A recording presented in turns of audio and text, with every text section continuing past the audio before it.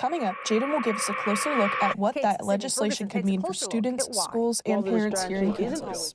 Cell phones, the phones are one distraction. A proposed bill in Kansas was introduced on January 16th, led by Senate Majority Leader Chase Blassie and Senate Minority Leader Dina Sykes, that if passed, would have turned schools into phone-free zones, as Senate Bill 302 called for a ban on all personal communication devices during the school day. All school districts, I believe, in Johnson County, with the exception of 2 districts, have weighed in opposition of Senate Bill 302. And the reason that we're in opposition is because we already have a ban on cell phones. And our policy is a good policy. And what makes it really good is that students were involved in drafting it, families were involved in drafting it, our district, our board members. Teachers have their own opinions of the previous bill and how it would have impacted our school and district. I understand that there's conversation happening at the state, and of course what happened in Missouri is sparking some of that conversation. While I think that we do need to have time away from our phones, I don't think that we need to have pouches and not have phones in the school or from the beginning bell to the end of the day bell. I think that we need to develop autonomy and be able to monitor that right now by ourselves.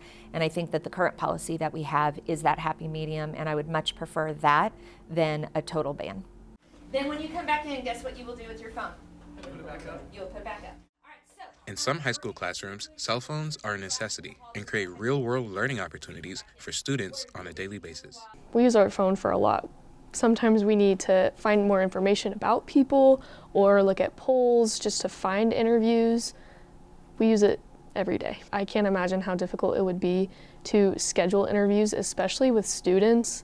I understand a lot of our interviews come from emailing teachers and people outside of our school district, but we have to contact students somehow.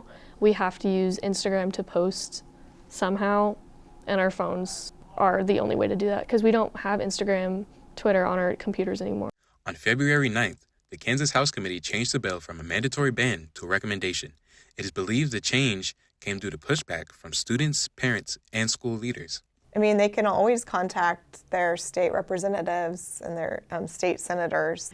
We have students at Northwest who are 18 and can vote, but also students that are younger than that are still going to be of voting age soon, and or talk to your parents. How do your parents feel? Would they be willing to reach out to share their own opinion? And that's part of the democratic process, is to contact elected officials, vote in elections if you don't feel like your values and beliefs are being met by them, and make sure they know how you feel.